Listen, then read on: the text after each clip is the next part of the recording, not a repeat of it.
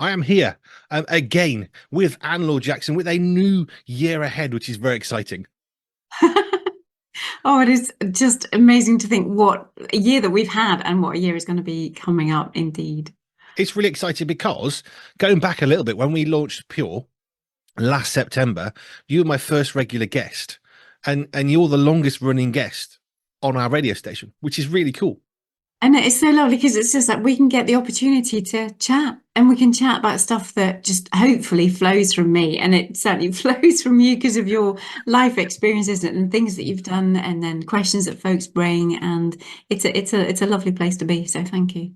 And it's really exciting because in the last year, we've been through a year of growth, and you've done things like getting your first centre for Sante on Jersey. Just give us a bit of a recap, because we touched on this, I guess, a few months ago now, because there's been a bit of a gap with summer, heart surgery, holidays. We'll come on to those things perhaps. But how is that centre going? Just give us a recap about why you did that and what's the purpose. Yeah. Well, initially just stimulated because all of the equipment that I had in storage, because my folks, my parents had moved in with us and COVID had hit and all of the stuff that's happened over the last number of years. And so things were on hold. I didn't know because I was developing and I am developing and I have my online service so I can serve anybody in the world who is looking for help to assess and treat and manage sensory issues. So that was where I thought I was going to be spending more time. And then the opportunity came up. Well, the storage company said that they could no longer hold my stuff. So it was a big point of saying, okay, what does this next season in my life hold? And there was a beautiful place that came up, a place that would hold all my equipment, my frame that is a big frame, so I can actually face to face physically assess, treat, and manage individuals personally. So it's gorgeous to be back connected with people again. So we've got a little 1.5-year-old coming in. I've got some just typical, nursery type children. I've got some school children. I've got an older teen. We're working with those who are mute. Well, they're really interesting at the minute, who kind of like that selective mutism because of trauma, because of issues, and then using the sensory processing to unlock and release that. So it's just starting. It's baby steps because I have obviously hadn't planned and had a big organized way of getting this centre up and running, but it's just been organically lovely and really nice to be there. Really lovely to be there with people face to face. And I think it would be quite beneficial as we look ahead at a new year, because we've had a bigger gap perhaps than might have been planned for all sorts of reasons, mostly my fault with heart stuff. But just give us an overview. What is it that you do day to day that is the reason behind why we have these conversations? Mm. I love to help people find peace and calm, contentment, to be more coordinated, just to be less anxious, less frustrated with life, because so many of those that lack of coordination, that high anxiety, that just inability to do the things that people want to do and therefore they feel frustrated by it. So much of that comes from sensory processing. So it's the basics of how our brain is processing sights, sounds, smells, the feeling of clothing, how our bodies are connected to our brains for our coordination, how we relate to gravity, which really people don't get a lot of the time, which is the vestibular system that's based in our inner ear that tells us which way up we are, coordinates an awful lot of things, and our muscle tone, our muscle strength. All of those things are foundations to how successful we can be at home, at school, and in the workplace. So that's what I live for, and help others understand the power of living in what I termed sensory health, which is being calm and coordinated and confident in life, and doing the things that people want to do. I have got curtains blowing madly. I'm going to keep talking as I send a little message for help. So the visual distraction is not helping your focus and concentration. Not really. I'm just sending a general help to the staff to for help, basically, because it's getting a bit mad.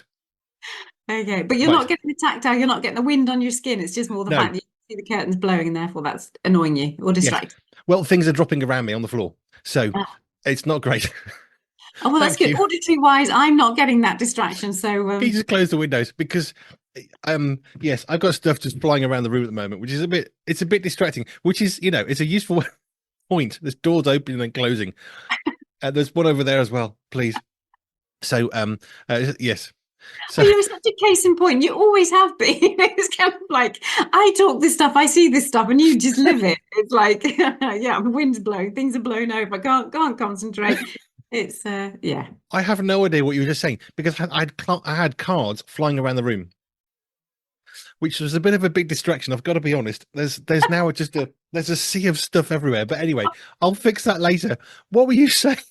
I was just saying what you have experienced. Oh, The okay. fact that, we want to do things that we want to do. You want to concentrate on your radio show, but you can't because actually the wind is blowing. You've got stuff flying visually. There's clutter. It just makes things disorganized. It's really hard for any of us It to does live now.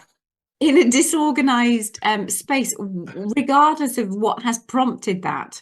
I don't go into pure psychology, but I do delve into the power of how our senses impact our focus, our coordination, our concentration, that feeling of being, content, and at peace with life. You see, no matter how you try and plan for things, like opening windows a tiny bit, there are going to be gusts of life that come along and Mm. think, I know you spent ages putting these cards beautifully on a radiator just to my left, but you know what? We're going to throw them all over the room. And that's what happens in life, though, isn't it? It does. It does. And that is why we can't be so structured. People come to me, and I'm just literally off a call with another mum, and trying to just reinforce that what we do, because life is so unexpected, life is so unusual and different, and we just basically can't control it. We are not robots. Life is not robotic. We have to have enough flexibility in our nervous systems in order to be able to respond to life, in order to not just get wiped out by it. And that's a massive part of what I do, whether we're heading into physical health or spiritual health, mental health, emotional health, all underpinned by sensory processing. And it's when we get those foundations in place, we're much more able to be adaptable and flexible to things that get thrown at us, because life is always going to have things thrown at us. Or birthday cards. Or get well cards, which is why we need to be able to be in community and ask for people to help. I've just asked my team could you please come and stop the windows from destroying everything? But we can either get really controlling of, but these cards must be here and it's perfect and all the rest of it. But if we're not careful, they're going to get knocked. The window will blow. I mean, we're joking about it, but I've now got a mess on the floor. I'll clean that later. It's not stressing me out as such. It's just something I'll sort later. But actually, if we're not careful and we just try and make everything perfect, it's that cotton wool thing that we've talked about before, actually then it becomes a real issue, something that actually is not that important. And it isn't important that cards are on the floor, I'll pick them up later, but if we're not coping because the rest of us is in stress, all of a sudden those cards falling isn't just cards falling, this is our life falling apart. Mm-hmm. Mm-hmm. And that's where we need to find out those things that are particularly stressful to us, and the things that we can let go. And it's important to find those things, so that immediately, like you did, you reacted, you had to call the team to come and do it, because actually that was particularly not helpful to you at that time. But actually, cards on the floor you can cope with, and that's okay. You can focus on what you want to do. And But I do have a big studio light behind the monitor that was wobbling quite severely, which is why I needed the help. oh, great. Sometimes we do need to act. Cards on the floor, they'll be fine. A studio light falling over, taking out a camera as it goes, and possibly a computer. We need to act. But actually, if we don't have capacity, and okay, there's a simple solution for next. I like being the example. It's fine. Next time, I'm going to Velcro tie the stand of my light to the desk, so it is impossible to fall over. So we learn and we adapt, but sometimes we don't have that capacity. I know I can use a Velcro strap. I've got big rolls of stuff everywhere. It's brilliant. I can tie things down, but we don't always have that roll of Velcro to secure something, and we actually need to work in a different way.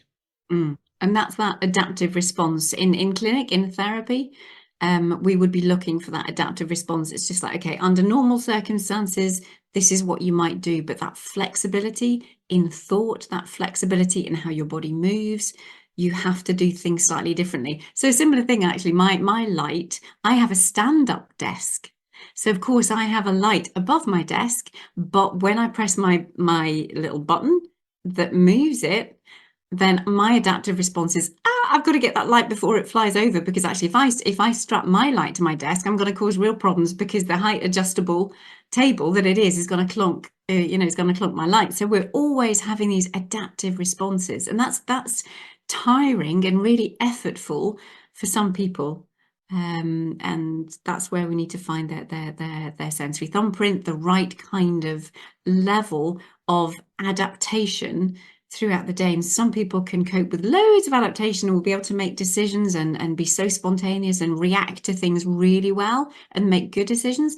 And there's others of us who actually need to make sure that our life choices, whether it be a thinking thing or just our body having to react in different ways, we will have to calm life down a little bit so that we can function well in a calmer space and not have to make so many adaptive responses than other people.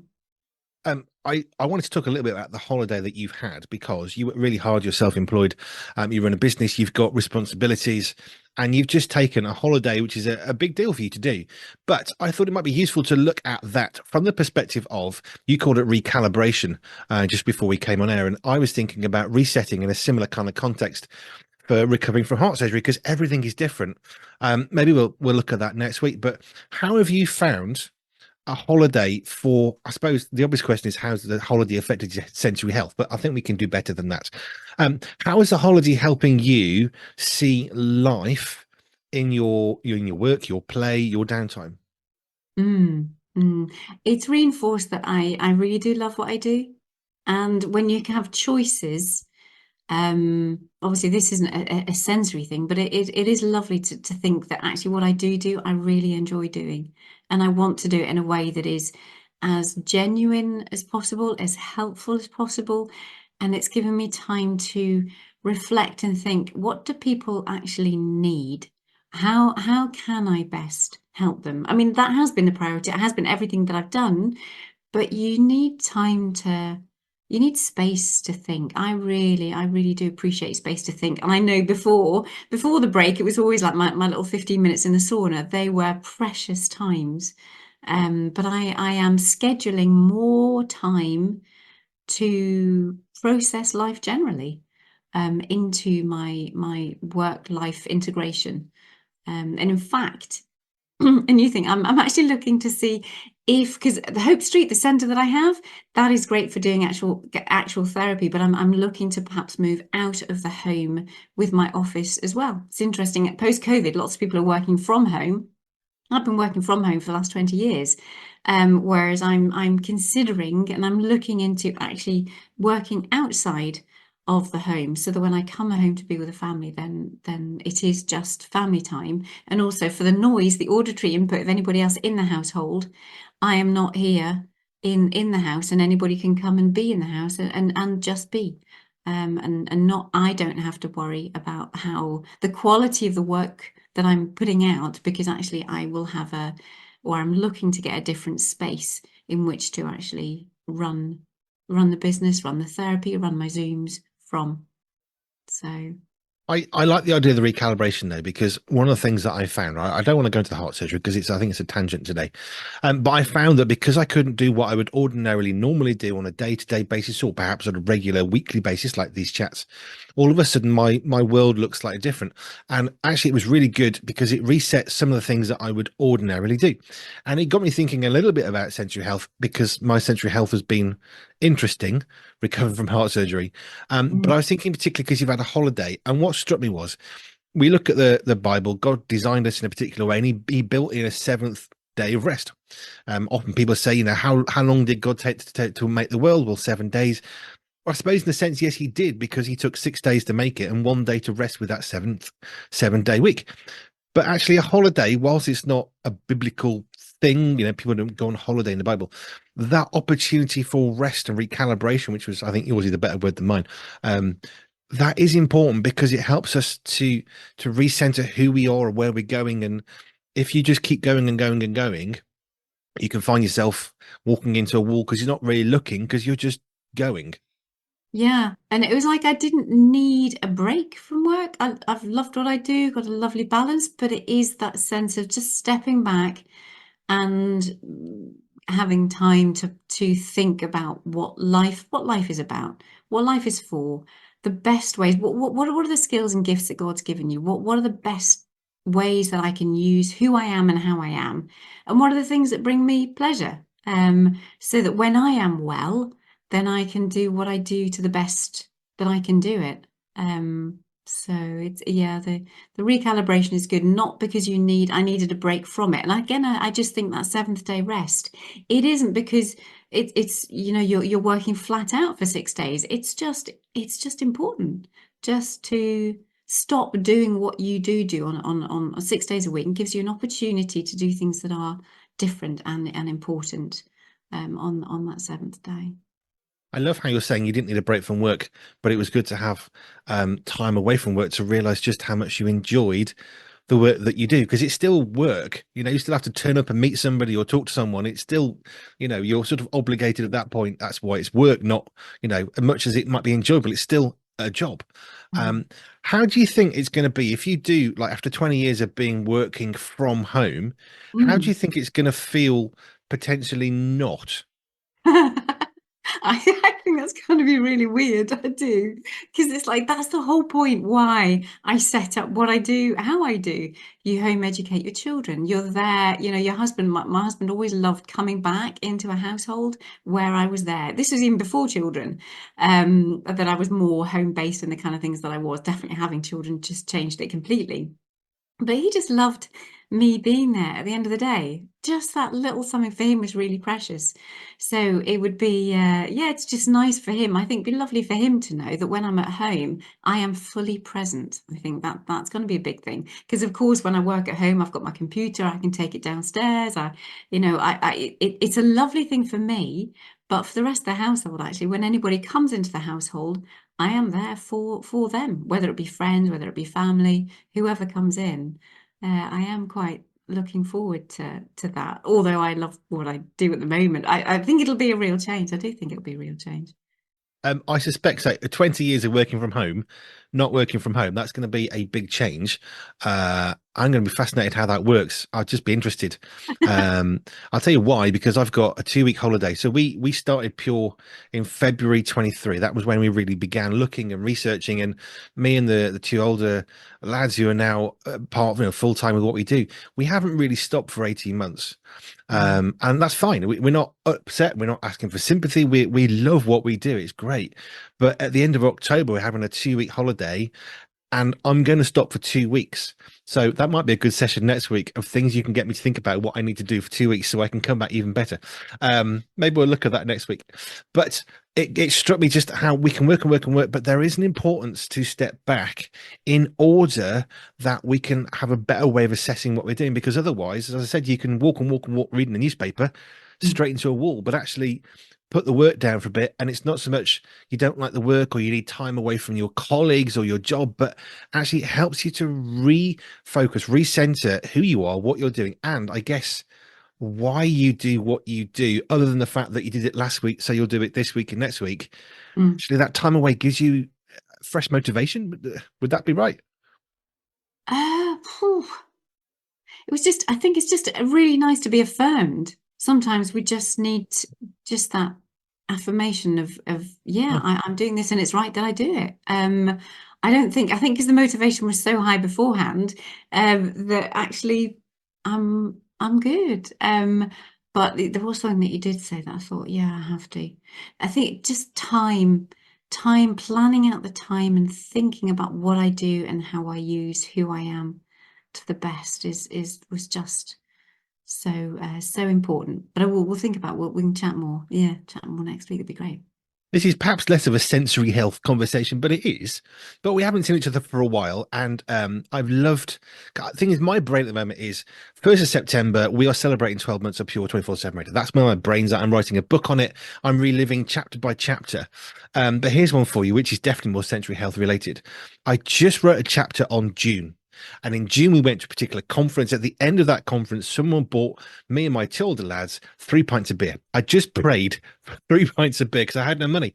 And somebody then kindly offered it. And as I looked back on that photo, which will be in the book, there's me and my Tilda lads with a pint of beer each. And it was such a moment of pride. And as I sat here about half an hour ago, I was just crying as I looked at the photo. And it was just this joy and this peace sort of overwhelming. What is going on with the senses that I can see a photo and a memory for it to provoke such a vivid reaction 2 months on? Mm. The power of our visual processing and the associations that it has with our limbic system and the joys and everything that comes along with a particular experience. That when you've got so much like thankfulness and desire and hope and prayer and just everything involved, and the visual system, you just see it, it recalls it, it goes straight into your limbic system, and it just opens the gateway to so much. And they are precious, and that's why I think we like taking photos, because if we don't have that visual memory, things just disappear off.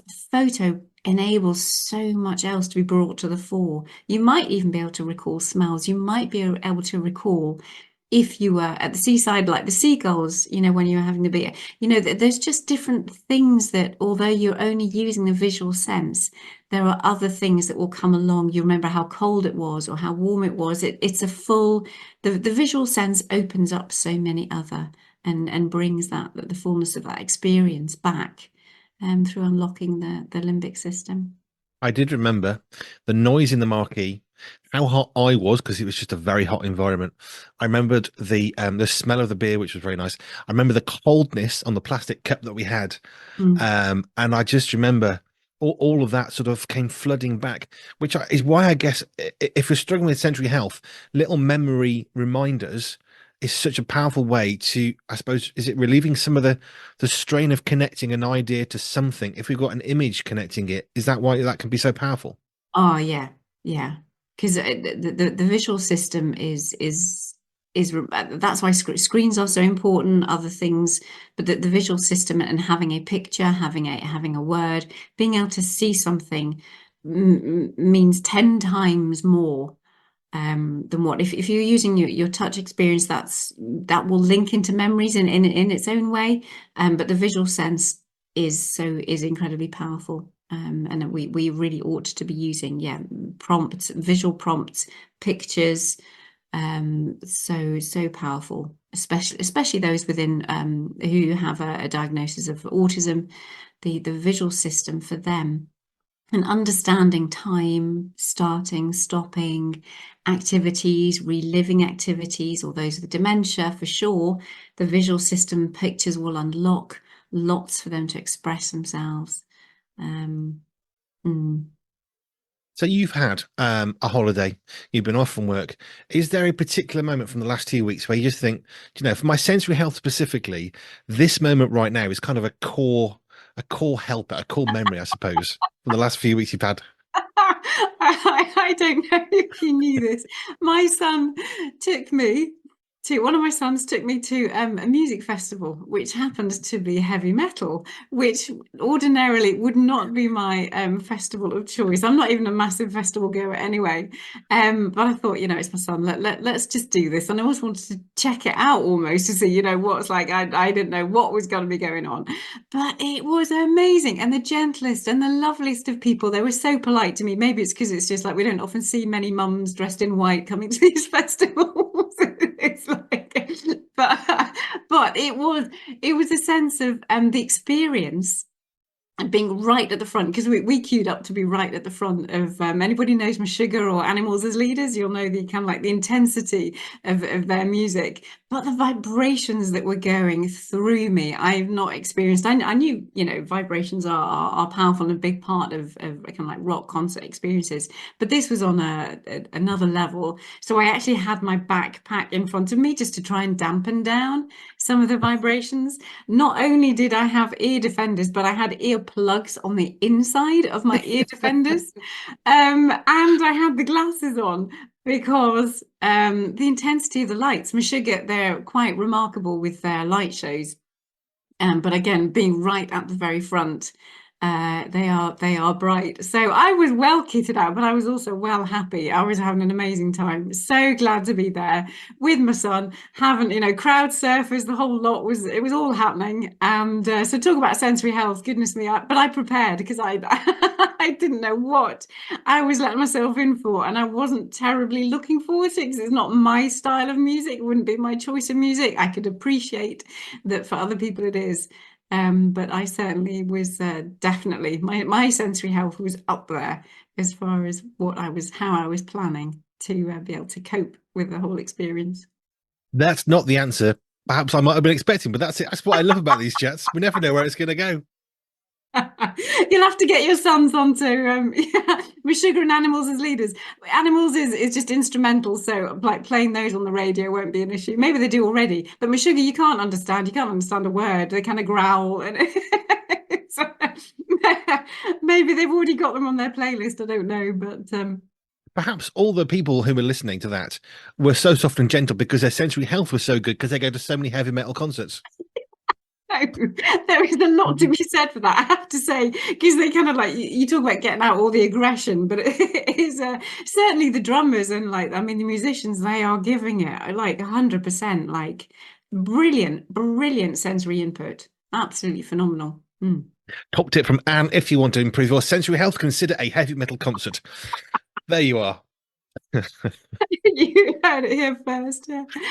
Thank you, Anne. We'll come back for more for next week. I'm wondering if next week we can use my heart surgery as a hook because I don't mind being a guinea pig and talked about. And if it'll help somebody else, then great, because there's an awful lot that I had to process. There's a whole bunch of sensory health stuff in there. So perhaps next week we could actually look at that and work through it from a sensory health perspective. And maybe we can help somebody else who's going through heart surgery or brain surgery or any sort of surgical procedure, because there's an awful lot going on, not just with the surgery, but getting there early in the long days and the lack of sleep and all the stuff. And maybe that can help somebody else. So you up for that next week? Absolutely. I think it'd be a really good one. Really And good. you can have a think about some of the things that I might say or might not say. So there you are. Anne's top tip: if you want to improve your sensory health, consider a heavy metal concert, but wear ear defenders is a good tip. Right. Thank you, Anne. Brilliant. Thanks, Andy. And we'll see you again next week. If you've got any questions, by the way, maybe you feel a classical concert would be better for your sensory health, you can let us know. Hello at pure247radio.org. Hello at pure247radio.org. And we'll put those comments and questions to Anne in the future. Anne Laure Jackson of Sante in Jersey. Thank you. Brilliant. See you next time. Did you know Pure 24/7 Radio has a shop? Well, we do. You can buy merchandise while supporting the work that we do here. Simply head over to www.pure247radio.org/shop. That's www.pure247radio.org/shop.